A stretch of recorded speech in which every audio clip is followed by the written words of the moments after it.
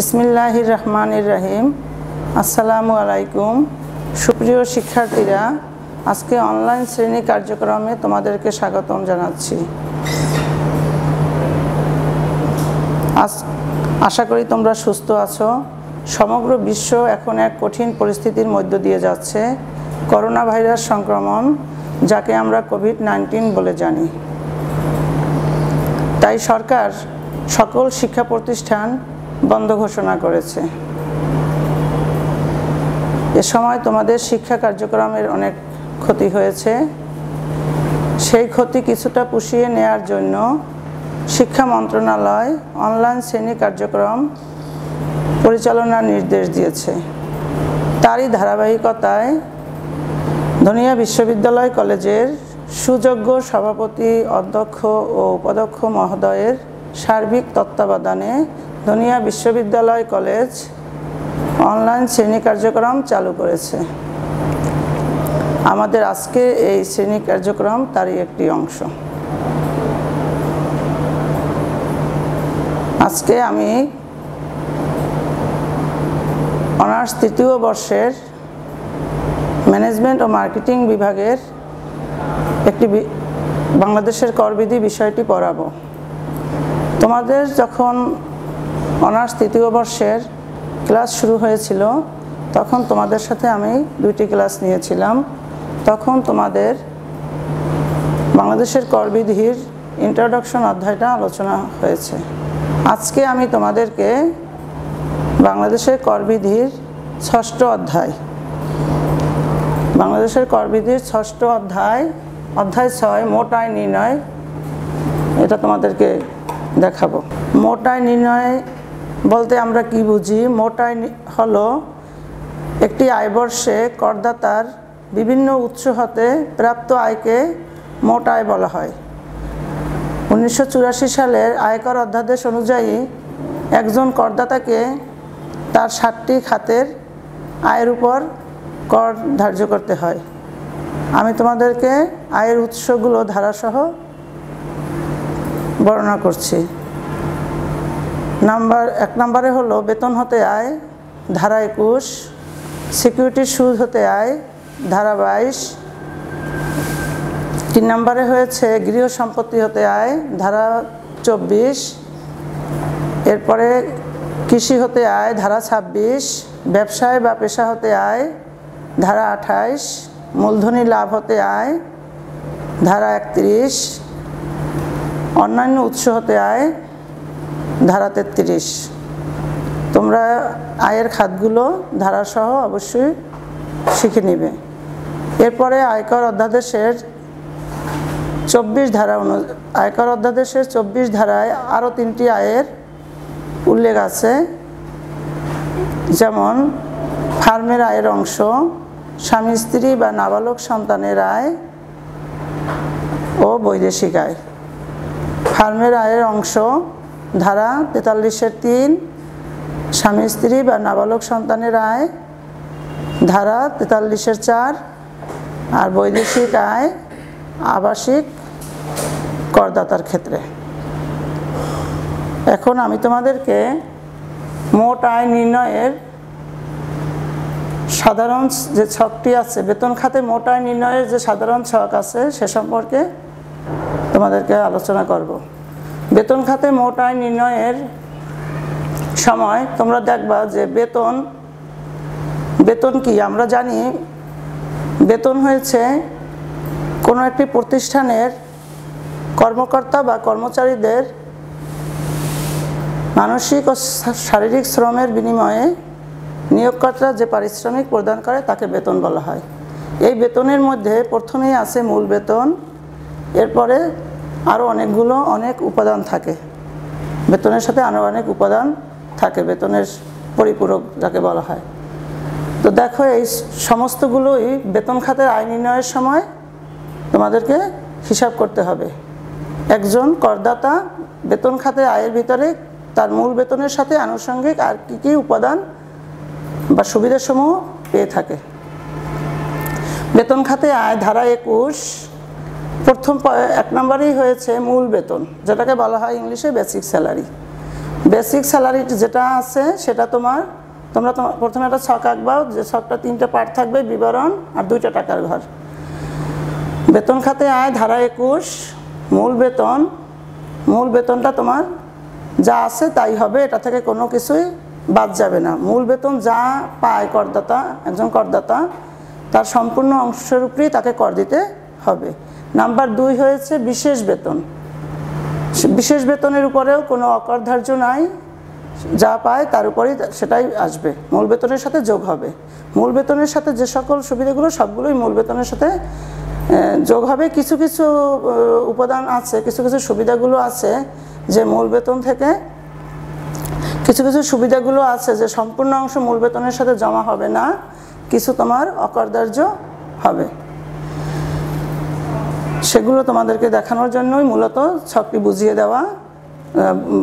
মহার্ঘ ভাতা যাকে ইংলিশে বলা হয় ডিয়ারনেস অ্যালাউন্স।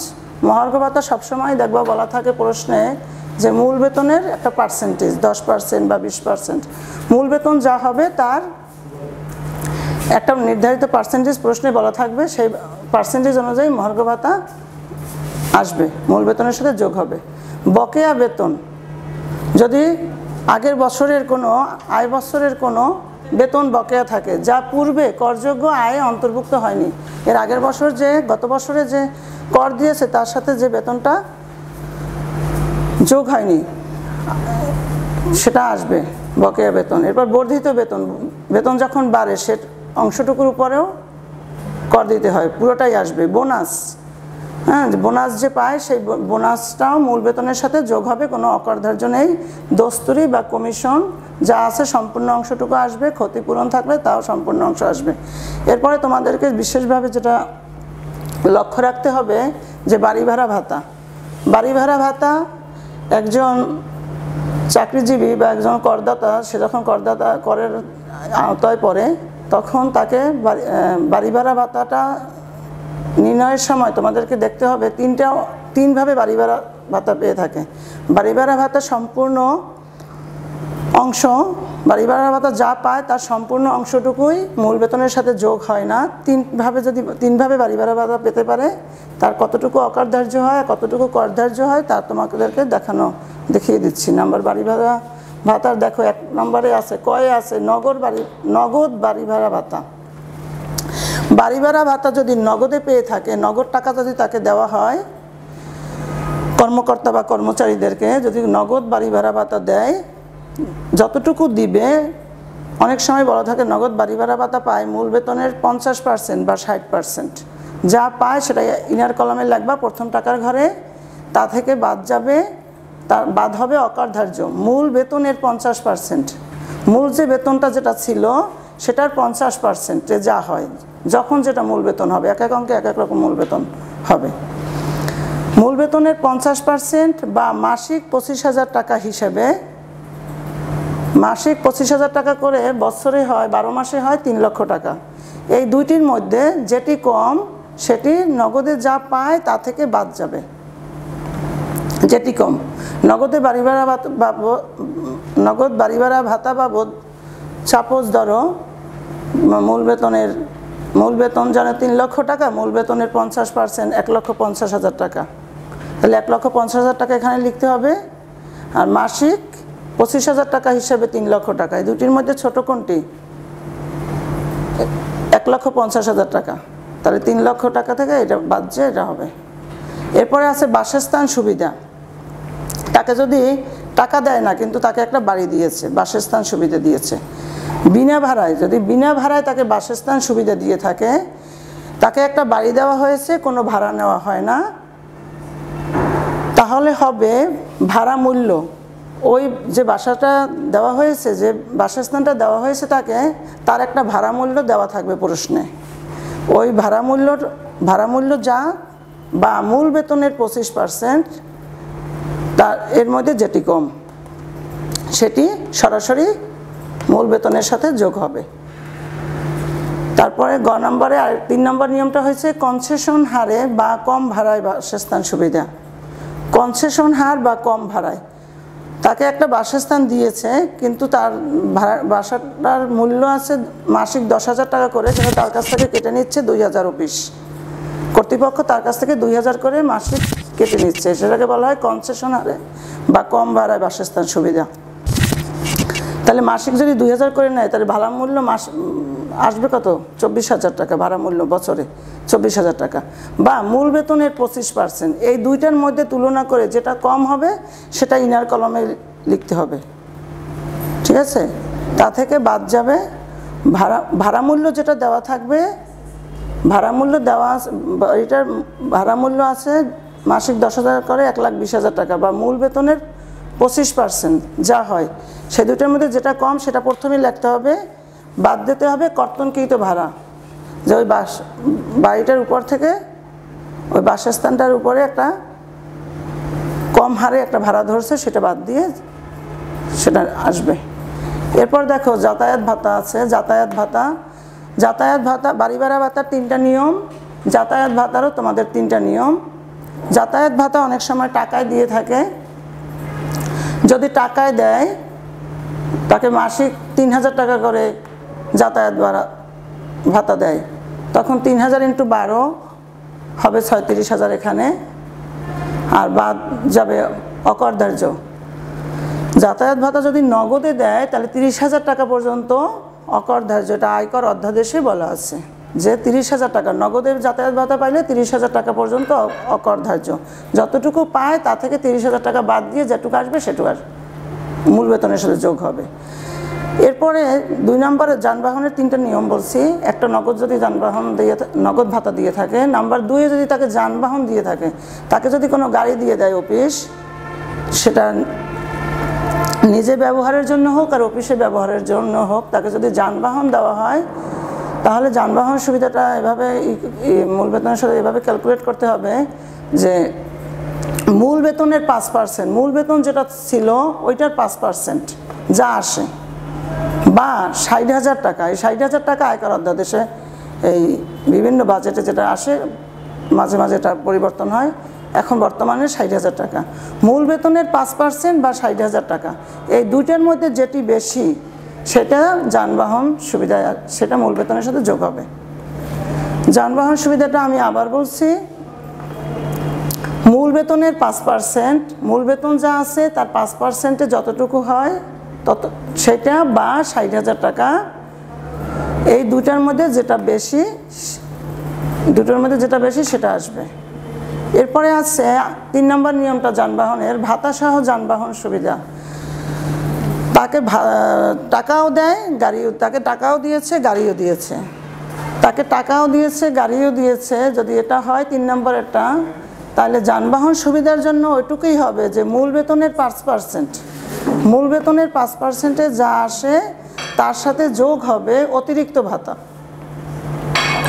মূল বেতনের 5% তার সাথে যোগ হবে অতিরিক্ত ভাতা, তাকে মাসিক যে কত টাকা করে দেয় সেটা, দুইটা যোগ হয়ে পুরোটাই আসবে মূল বেতনের সাথে। যদি তাকে গাড়ি দেয় আর টাকা দেয়, তাহলে সে দুটোটা টাকাই যোগ হয়ে মূল বেতনের সাথে যোগ হবে। এই যানবাহনের 3টা নিয়ম তোমরা অবশ্যই মনে রাখতে হবে। অঙ্ক করার সময় তোমাদের অবশ্যই এক একটা অঙ্কে এক এক সময় যানবাহন নিয়ে তোমাদেরকে যে কোনো একটা নিয়ম, 3টার যে কোনো একটা নিয়ম থাকতে পারে অঙ্কে, তাই তোমাদেরকে 3টা নিয়মই ভালোভাবে শিখে নিতে হবে। এরপরে আছে চিকিৎসা ভাতা। চিকিৎসা ভাতা সে যা পায়, চিকিৎসা ভাতা অনেক সময় মোট টাকা বলা থাকে যে তাকে বার্ষিক এত টাকা দেয়, অথবা মাসিক বলা থাকে। এরপরে তোমাদের আছে চিকিৎসা ভাতা। চিকিৎসা ভাতা যা পায় টাকা, তা থেকে অকরধার্য, চিকিৎসা ভাতা যেটা পাবে সেটার উপরই তোমাদেরকে কর দিতে হবে না, মানে করদাতাকে কর দিতে হয় না। তা থেকে কিছু অকরধার্য থাকে, যেমন মূল বেতনের 10%, মূল বেতন যা থাকে তার 10% বা 1,20,000 টাকা, এই দুটির মধ্যে যেটি কম সেটুকু চিকিৎসা ভাতা থেকে বাদ গিয়ে বাকিটা মূল বেতনের সাথে যোগ হয়। এটা হলো চিকিৎসা ভাতার একটাই নিয়ম, একটাই মনে রাখবে তোমরা। এরপরে আছে 14 নম্বরে অনুমোদিত প্রভিডেন্ট ফান্ডে নিয়োগকর্তার দান। অনুমোদিত প্রভিডেন্ট ফান্ডে নিয়োগকর্তার দান, প্রতিষ্ঠানের যে নিয়োগকর্তা কর্মকর্তাদের যে নিয়োগ দেয়, সে একটা প্রভিডেন্ট ফান্ডে টাকা জমা রাখে কর্মীর হয়ে। সেই দানটুকু, সে যে টাকাটা দান করে, এটা বলা থাকে মূল বেতনের অঙ্কে বলা থাকবে মূল বেতনের কত % প্রভিডেন্ট ফান্ডে নিয়োগকর্তা দেয়।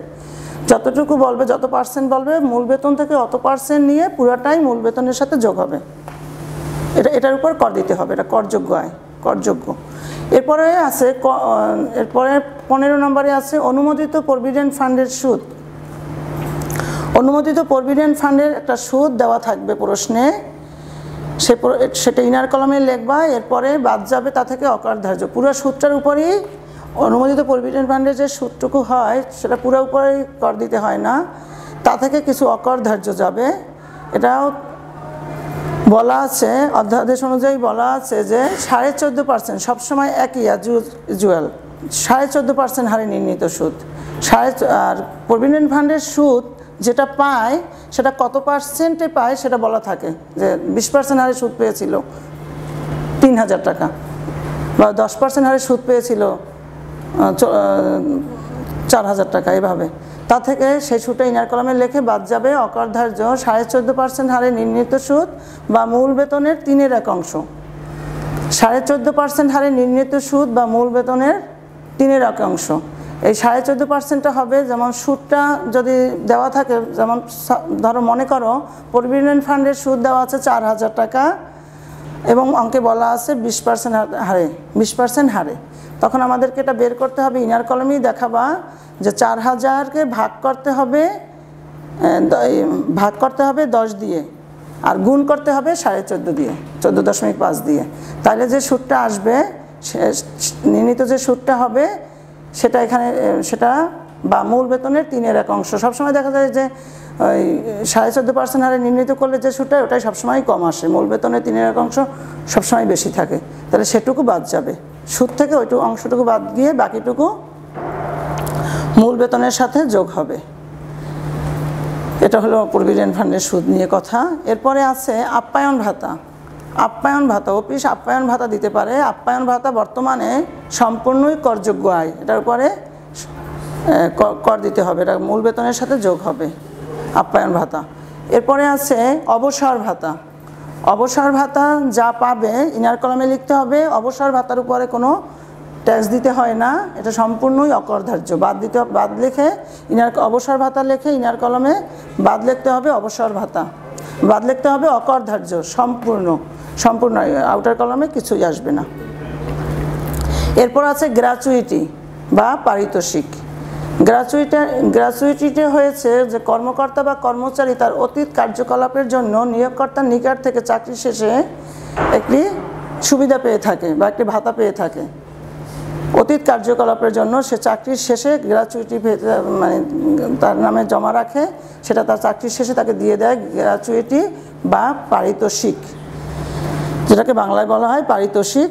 এটা ইনার কলামে লিখতে হবে। ইনার কলামে লিখে এটা থেকে অকরধার্য আছে 2,50,00,000 টাকা পর্যন্ত। যদি সে 2,50,00,000 টাকার উপরে পায় তাহলে তাকে ট্যাক্স দিতে হয়, আর যদি 2,50,00,000 টাকার কম পায় তাহলে আর ট্যাক্স আসে না। 2,50,00,000 টাকা পর্যন্ত অকরধার্য। তাহলে এটা মানে বলা যায় যে সম্পূর্ণই অকরধার্য, কারণ 2,50,00,000 গ্র্যাচুইটি সাধারণত দেখা যায় যে হয় না। এটা হচ্ছে গ্র্যাচুইটি নিয়ে কথা। এরপর আছে ভ্রমণ ভাতা। অফিস তাকে ভ্রমণের জন্য ভাতা দিতে পারে, সেই ভাতাটা ইনার কলামে লিখতে হবে। এই ভ্রমণ ভাতা যা দেয় তার থেকে অকরধার্য আছে প্রকৃত খরচ।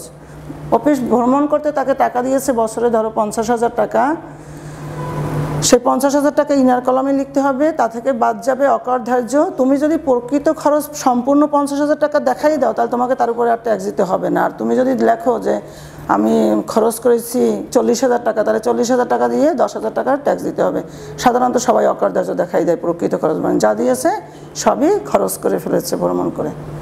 এই হয়েছে তোমাদের এই কয়টা, তোমাদের এই 19টা নিয়ম, 19টা আইটেম তোমাদেরকে আমি এখানে লেখাই দিয়েছি। এগুলো যদি তোমরা আয়ত্ত করতে পারো তাহলে তোমাদের বেতন খাতে আয় নির্ণয়ের অসুবিধা হবে না। এরপরও আরও 2-1টা আরও আইটেম আছে, যেমন নিয়োগকর্তা যদি গৃহ পরিচালিকার বেতন দেয় নিয়োগকর্তা যদি গৃহ পরিচালিকার বেতন দেয় তাহলে সেটাও মূল বেতনের সাথে যোগ হয়। নিয়োগকর্তা অনেক সময় গৃহ পরিচালিকার জন্য বেতন দিয়ে দেয়, সুবিধা দেয়, ভাতা দেয়, সেটাও মূল বেতনের সাথে যোগ হবে।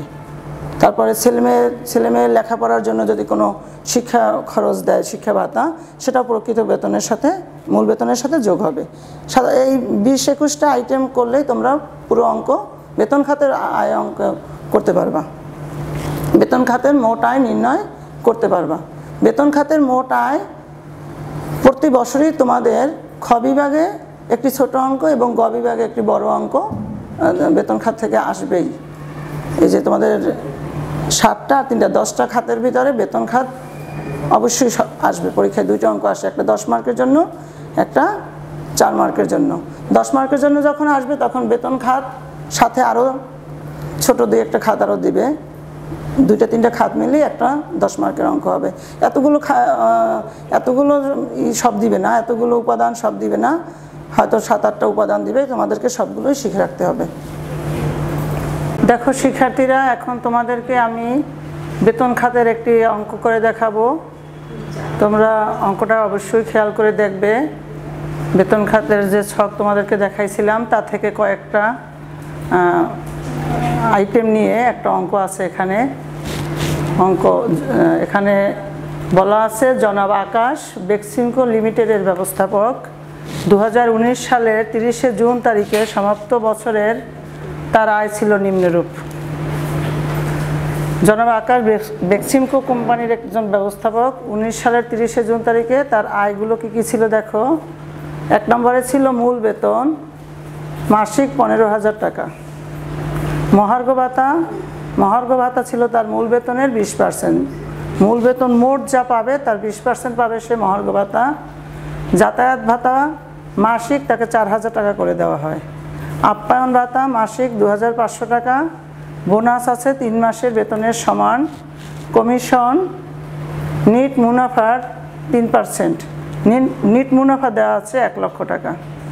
বাড়ি ভাড়া ভাতা পায় সে মূল বেতনের 40%, আর অগ্রিম বেতন নিয়েছে 16,000 টাকা।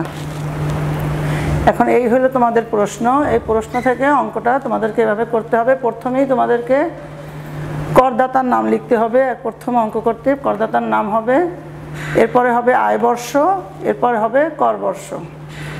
করদাতা এখানে আছে জনাব আকাশ, যে করদাতা তার নাম লিখব। এরপরে আয় বর্ষ, আমরা আয় বর্ষ অঙ্কের ভিতর থেকে পাবো। আয় বর্ষ বলা আছে যে আকাশ 2019 সালের 30 জুন তারিখে সমাপ্ত বছরে তার আয় ছিল নিম্নরূপ। 2019 সালের 30 জুন তারিখে সমাপ্ত বছরে, এর মানে তার আয় বছরটা শেষ হয়েছে 30 জুন 2019। আমাদের আয়কর অধ্যাদেশ চালুই হয়েছে 1984 সালের 1 জুলাই থেকে। আয়করে তোমাদের আয়করের অঙ্ক করতে গেলে তোমাদেরকে দেখবা তোমরা যে আয় বর্ষটা হয় 1 জুলাই থেকে পরবর্তী বছরের 30 জুন পর্যন্ত। আয় বছর সাধারণত দুইভাবে অনেক হিসাব করা যায়। একটা হয়েছে 1 জানুয়ারি থেকে 31 ডিসেম্বর একটা বছর করা যায়, আর একটা করা যায় একটা বছরের 1 জুলাই থেকে পরবর্তী বছরের 30 জুন, 12 মাস এভাবে করা যায়। তাই আয়করের অঙ্ক করতে গেলে, মোট আয় নির্ণয় করতে গেলে আয়করের অঙ্কে তোমাদেরকে 30 জুন পর্যন্ত আয় দেওয়া থাকবে। তাহলে এই আয় বর্ষটা কবে শুরু হয়েছে আমরা জানি। 30 জুন যদি তার বছর শেষ হয়ে থাকে, 30 জুন 2019-এ যদি তার বছর শেষ হয়ে থাকে, তাহলে তার বছর শুরু হয়েছিল 2018 সালের 1 জুলাই থেকে। এই জন্য আমরা আয় বর্ষ লিখব 2018-2019। আর আয় বর্ষের পরবর্তী বছরকে বলা হয় কর বর্ষ। 30 জুন আমার আয় শেষ হয়েছে, আমি তো ওই বছরই আর আয় বর্ষ আমার শেষ, ওই বছর আমি আর কর দিতে পারবো না, আমাকে কর দিতে হবে পরের বছর। তাহলে আয় বছরের পরবর্তী বছরকে বলা হয় কর বর্ষ। কর বর্ষটাও এভাবেই হবে যে 1 জুলাই থেকে পরবর্তী বছরে 30 জুন। তাহলে 2019-এর 30 জুন যেহেতু অঙ্ক শেষ হয়েছে, এখন আবার কর বর্ষ শুরু হবে 2019-এর 1 জুলাই থেকে 2020-এর 30 জুন। এই জন্য দেখো এই অঙ্কটায় আয় বর্ষ হয়েছে 2018-19 আর কর বর্ষ হবে 2019-20। আশা করি তোমরা বুঝতে পেরেছ না বুঝলে আবার একটু ভালোভাবে বুঝে নেবেন যে 30শে জুন বছর শেষ হয়েছে 19-এ, শুরু হয়েছিল 2018-র জুলাইতে। আর তাহলে কর বর্ষ হয়েছে, পরবর্তী বছরকে বলা হয় কর বর্ষ।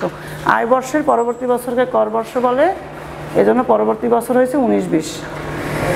এখন থেকে তোমাদের একটি ছক আঁকতে হবে। প্রথমে যে খাতের অঙ্কই করো না কেন এভাবেই একটা ছক হয়, বিবরণ, তারপর 2টা টাকার ঘর। প্রথমে তোমাদেরকে খাতের নামটা লিখতে হবে। আমাদের আজকে আমরা বেতন খাতের আয় অঙ্ক করতেছি, বেতন খাতের আয়ের অঙ্ক করতেছি, এই জন্য আমাকে প্রথমে লিখতে হবে বেতন খাতে আয়। বেতন খাতের আয়ের ধারা হয়েছে 21, এটা লিখব। তারপরে 1 নম্বর আইটেম আছে মূল বেতন। দেখো মূল বেতন তোমরা ছকের ভিতরে দেখছিলা, প্রথমেই মূল বেতন থাকে। মূল বেতন সে মাসিক পায় 15,000 টাকা করে। আমরা 1 বছরে কাউন্ট করব যে 15,000 টাকা করে 1 বছরে 12 মাসে কত, 15,000কে 12 দিয়ে গুণ করলে 1,80,000 টাকা ইনার কলমে লাগবে। প্রথমটাই না দ্বিতীয়টাই 1,80,000 টাকা। মূল বেতনের উপর কোনো অকর ধার্য নয়, সম্পূর্ণটাই করযোগ্য আয়। নাম্বার 2 প্রশ্নে দেওয়া আছে মহার্ঘ ভাতা পায় মূল বেতনের 20%। মূল বেতন কত, 1,80,000। তাহলে মহার্ঘ ভাতা 2 নম্বরে মহার্ঘ ভাতা লিখে লাগবা মূল বেতনের 20%। এখন 1,80,000 টাকার 20% করবা, 1,80,000-এর 20% করলে 36,000 আসে, এটাও মূল বেতনের সাথে যোগ হবে, করযোগ্য আয়। নাম্বার 3-এ দেওয়া আছে যাতায়াত ভাতা মাসিক 4,000 টাকা করে।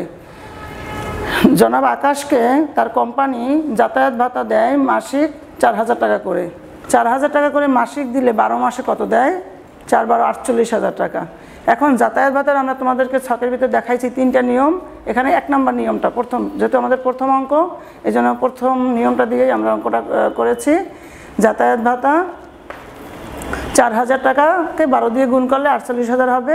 এ থেকে অকর ধার্য হবে, এটা তোমার আয়কর অধ্যাদেশের নিয়ম অনুযায়ী যে এখন বর্তমানে 30,000 টাকা পর্যন্ত যদি নগদ যাতায়াত ভাতা পায় তাহলে তার 30,000 টাকা পর্যন্ত অকর ধার্য, মানে 30,000 উপর কর দিতে হবে না, বাকিটুকুর উপর দিতে হবে। যেহেতু সে 48,000 টাকা পায় তাহলে অকর ধার্য হয়েছে 30,000, বিয়োগ করলে হয় 18,000 টাকা তাকে কর দিতে হবে যাতায়াত ভাতায়। এরপরে নাম্বার 4-এ আছে আপ্যায়ন ভাতা। আপ্যায়ন ভাতা মাসিক 2,500 টাকা, 2,500 টাকা করে আপ্যায়ন ভাতা দেয়। তাহলে আপ্যায়ন ভাতা বর্তমানে করযোগ্য আয়। তো আপ্যায়ন ভাতা 2,500 করে 12 দিয়ে গুণ করবা 3,000 টাকা, 30,000 টাকা, সরি 2,500 করে 12 দিয়ে গুণ করলে হয় 30,000 টাকা। আপ্যায়ন ভাতা 30,000 টাকা মূল বেতনের সাথে যোগ হবে এটাও। তারপরে আছে 5 নম্বর আইটেমে বোনাস 3 মাসের বেতনের সমান। বেক্সিমকো কোম্পানি আকাশকে বোনাস দেয়, 3টে বোনাস দেয়, বোনাস দেয় 3 মাসের সমান। তাকে যে বোনাসটা দেয় তার মূল বেতনের 3 মাসের সমান। তাহলে দেখো বোনাস লিখে লাগবা মূল বেতন কত, 15,000 টাকা করে মাসে, তাহলে 3 মাসের মূল বেতন 15,000 করে 3 মাসে 45,000 টাকা। 45,000 টাকা করযোগ্য আয় মূল বেতনের সাথে যোগ হবে। এরপরে আছে 6 নম্বরে কমিশন। কমিশন পায়, সে কমিশন পায় নিট মুনাফার উপর। প্রতিষ্ঠানের যে নিট মুনাফা হয় তার 3% তাকে কমিশন দেয় আকাশকে। এখন নিট মুনাফা অঙ্কে দেওয়া থাকবে না, তোমরা কিসের উপর 3% নিবা। নিট মুনাফা দেওয়া আছে এখানে 1 লক্ষ টাকা। 1 লক্ষ টাকা নিট মুনাফা, এর উপরে আকাশ কমিশন পায় 3%। কমিশনটাও মূল বেতনের সাথে যোগ হবে। 1 লাখ টাকার 3% করলে হয় 3,000 টাকা। 3,000 টাকা মূল বেতনের সাথে, এটা তার করযোগ্য আয়। এরপরে তোমাদের বাড়ি ভাড়া ভাতা 7 নম্বর পয়েন্ট হয়েছে বাড়ি ভাড়া ভাতা। বাড়ি ভাড়া ভাতা আমি তোমাদেরকে ছকের সময় দেখাইছিলাম। বাড়ি ভাড়া ভাতার 3টি নিয়ম আছে। বাড়ি ভাড়া ভাতা পায় সে মূল বেতনের 40%। আমরা প্রথম নিয়মটা দিয়ে অঙ্কটা করেছি, এই মূল বেতনের 40% সে পায়। তাহলে এটা কি নগদ বাড়ি ভাড়া ভাতা। নগদ বাড়ি ভাড়া ভাতা, তুমি বাড়ি ভাড়া ভাতা শিরোনাম লিখবা, শিরোনাম লিখে লাগবা মূল বেতনের 40%। মূল বেতন 1,80,000, এর 40% করলে আসে 72,000। 72,000 ইনার কলমে লিখে এ থেকে বাদ যাবে অকর, এর উপরে এই 72,000-এর উপরেই কর দিতে হবে না, এর উপরে অকর ধার্য আছে। দেখো বাদ লাগবে অকর ধার্য। মূল বেতনের 50%, মূল যে বেতন 1,80,000 এর 50% এখানে দেখবা কত আসে। হ্যাঁ, মূল বেতনের 50% বা 2টা নিয়ম, মূল বেতনের 50% বা মাসিক 25,000 টাকা করে, প্রত্যেক মাসে 25,000 টাকা করে। মাসে 25,000 টাকা করে হইলে বছরে হয় 3 লাখ টাকা, এখানে দেখাই দিয়েছি সেজন্য 3 লাখ টাকা। তাহলে মূল বেতনের 50% করলে আমরা দেখতেছি 1,80,000-কে 50% করলে হয় 90,000 টাকা, বা মাসিক 25,000 টাকা করে 12 মাসে হয় 3 লক্ষ টাকা। এই দুটির মধ্যে এই 90,000 এখানে আর এখানে 3 লক্ষ, এই দুটির মধ্যে যেটি কম সেটি বাড়ি ভাড়া ভাতা আমি যা পেয়েছিলাম তা থেকে বাদ যাবে। তাইলে দুটির মধ্যে 90,000টা ছোট, কম হয়েছে 90,000। 90,000 লিখে 72 থেকে 90,000 মাইনাস করা যায় না, কারণ তাকে 90,000 এই অঙ্কে 90,000 পর্যন্ত তার বাড়ি ভাড়া অকরদার্য, সে পায় মাত্র 72,000, তাকে কোনো ট্যাক্স দিতে হবে না। যদি বেশি হইতো তাহলে সেটুকু ট্যাক্স কর দিতে হইতো। এটা হলো বাড়ি ভাড়া ভাতা। এরপরে আছে 8 নম্বরে অগ্রিম বেতন। সে অগ্রিম বেতন নিয়েছে চলতি এই বছরে, আয় বর্ষে, সেজন্য অগ্রিম বেতনের উপরেও তাকে কর দিতে হবে। সে অগ্রিম বেতন নিয়েছে 16,000 টাকা, এটাও মূল বেতনের সাথে যোগ হয়ে যাবে। আমাদেরকে এই অঙ্কটায় শুধু মোট আয় নির্ণয় করতে বলেছিল, করণীয়তে ছিল, ধরো করণীয় নিচে লেখে ছিল মোট আয় নির্ণয়। তাহলে অতএব বিবরণের মধ্যে লিখবা অতএব মোট করযোগ্য আয়, এই কয়টা যোগ করলে হয় 3,28,000 টাকা। এই 3,28,000 টাকা জনাব আকাশকে ট্যাক্স দিতে হবে। 3,28,000 টাকার উপর তাকে কর দিতে হবে। সুপ্রিয় শিক্ষার্থীরা, তোমাদেরকে বাংলাদেশের করবিধি নিয়ে যতটুকু আজকে আলোচনা করেছি, বেতন খাতের আয়ের অঙ্ক নিয়ে আলোচনা করেছি, বেতন খাতের একটি অঙ্ক তোমাদেরকে দেখাই দিয়েছি। তোমাদের রেফারেন্স বইয়ের নাম অবশ্যই দেওয়া হয়েছে, মিলেনিয়াম পাবলিকেশনের বইটা তোমরা কিনবা, বাংলাদেশের করবিধি, এবং সেখানে দেখবা এই বেতন খাতের আয়ের অঙ্কের অনেক উদাহরণের অঙ্ক আছে। তোমরা যদি কয়েকটা অঙ্ক নিজেরা দেখো, করো, তাহলে তোমরা অবশ্যই এই অঙ্ক নিজেরাই করতে পারবা। তো বর্তমান এই মহামারী পরিস্থিতিতে তোমরা সময়টাকে অবশ্যই কাজে লাগানোর চেষ্টা করবা, অযথা সময় নষ্ট না করে বাসায় বসে, বেশি সময় না হোক কিছুক্ষণের জন্য হলেও পড়াশোনা নিয়ে অবশ্যই পড়াশোনা চালাবা, যাতে তোমাদের নির্ধারিত সময়ে যদি পরীক্ষা অনুষ্ঠিত হয় তোমাদের যাতে কোনো অসুবিধা না হয়। তোমরা জানি ঠিকভাবে প্রিপারেশন নিয়ে প্রস্তুত থাকো পরীক্ষা দেওয়ার জন্য। আর বাইরে ঘোরাফেরা করবা না। বর্তমানে একটু আগের চেয়ে পরিস্থিতি একটু ভালো হয়েছে, যদিও মানুষ বাইরে চলাচল শুরু করেছে। তোমাদের যদি কোনো বাইরে কাজ না থাকে তাহলে বিনা প্রয়োজনে অবশ্যই বাইরে ঘোরাফেরা করবে না। হয়তো বা কিছুদিনের মধ্যে পরিস্থিতি স্বাভাবিক হয়ে যেতে পারে আমরা আশা করি, এবং আমরা আল্লাহর কাছে সেই প্রার্থনাই করছি যাতে আমরা আবার সেই স্বাভাবিক জীবনে ফিরে আসতে পারি। তোমরা যাতে আবার ক্যাম্পাসে ফিরে আসতে পারো, ক্লাসে এসে শিক্ষকদের সামনেই ক্লাস করতে পারো, সব কিছু বুঝে নিতে পারো। মহান রাব্বুল আলামিনের কাছে তাই প্রার্থনা করছি। সবাই তোমরা ভালো থাকবা এবং বাসায় অবশ্যই প্র্যাকটিস করবা। তোমাদের এই বিষয়টা অবশ্যই অনেক একটা সহজ বিষয়, তোমরা একটু প্র্যাকটিস করলে এটা পারবা এর অঙ্ক। হ্যাঁ, তবে প্র্যাকটিস করতে হবে, ঠিক আছে? প্র্যাকটিস করবা বাসায় বসে বেশি বেশি, আর অবশ্যই ভালো থাকবা। সবাইকে ধন্যবাদ জানিয়ে শেষ করছি। আসসালামু আলাইকুম।